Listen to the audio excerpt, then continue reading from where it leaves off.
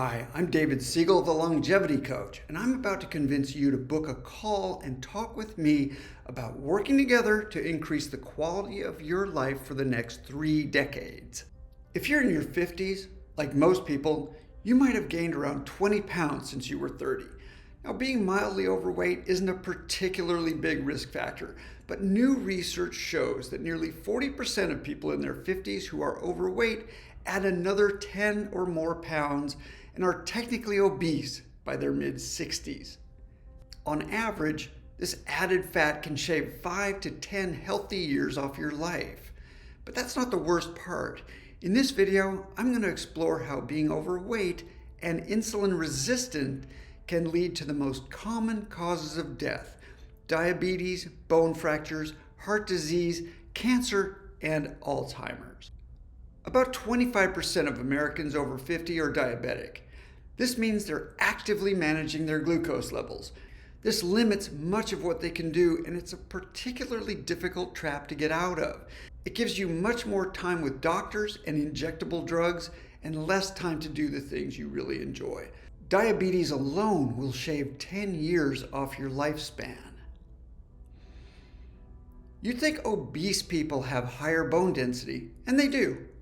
But obesity is also associated with poorer bone quality and an increased risk of falls.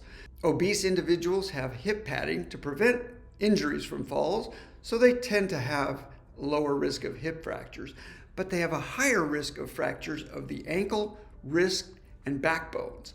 And once you break a bone, you're on a slippery slope to becoming more sedentary and gaining more weight and becoming more insulin resistant.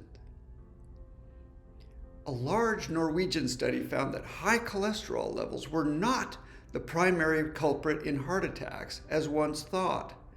Instead, the study revealed that insulin resistance, a marker of metabolic dysfunction, was a much stronger predictor of cardiovascular events.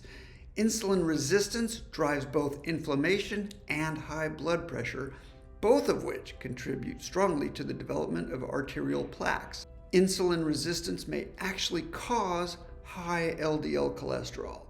Insulin resistance releases more triglycerides into your blood, which can damage and invade your blood vessels, leading to calcification and stiffening of the heart muscles. In Alzheimer's, impaired insulin signaling triggers several chains of neurodegeneration. Insulin resistance is associated with increased accumulation of amyloid beta plaques and tau protein tangles, hallmarks of Alzheimer's. You may have heard that GLP-1 inhibitors like Ozempic and Wegovy also play a role in slowing cognitive decline. But if you don't gain the weight in the first place, or if you can lose the weight without the drug, you have the benefit of not needing an injection to do what nature can do by itself, not to mention saving thousands of dollars. Half of Americans over 50 have some form of insulin resistance. This leads to chronic low-grade inflammation, weight gain around the middle, less energy, fatigue, brain fog, and dementia. Higher insulin resistance leads to low levels of testosterone and estrogen, a lack of libido, and an increase in leptin, which regulates hunger. We measure insulin resistance through a few biomarkers: hemoglobin A1C, fasting glucose, and the triglycerides. When you become my client, I'll go over these with you and more in our onboarding session, and we'll design a program that takes you from where you are now to a longer, healthier life. But I'm just the coach. You have to do the work. I can't do it to you, but I can do it with you. It's a myth that you can lose weight and gain muscle at the same time. We're going to go through phases and keep you on a path to your goal of living decades longer and better without any fancy molecules or drugs. With the right diet and lifestyle changes, you can start losing weight permanently without seeing it bounce back after just a few months. When it's time, we'll add load-bearing physical activity, balance, bone building, and generally increasing your performance in the gym. This will improve insulin sensitivity and potentially add more than a decade of healthy years to your life. It's not too late to take control of your health and reduce your risk of developing chronic disease.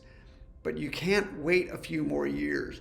Right now is always the best time to start because there's no better time to start losing fat and building bone and muscle. To get started, I need to talk to you face to face. First, we'll talk for 20 minutes so I understand where you are and what you need. Then, once you begin my program, we'll have a 90-minute onboarding call to discuss your weight and health history, family history, blood test results, lifestyle, and doctors. We'll see where you can go and how to get started. We'll spend 9 more sessions working on your habits and behaviors to get you off to a great start to reversing your biological age. Even if you're not overweight, you can be insulin resistant and you can have visceral body fat. These cause a cascade of worsening conditions that begin around age 60. For most people, quality of life goes down significantly by age 70, and by age 75, most Americans enter the marginal decade, which is mostly focused on medical conditions and treatments. If you have belly fat, you're almost certainly insulin resistant. If left unchecked, insulin resistance paves the way to an early death. Are you really thinking of not booking a time to talk with me for free? I'm offering you a free ebook, a free consultation, and membership in my private longevity Facebook group. You can't afford to wait. Book your call with me now, and let's talk soon.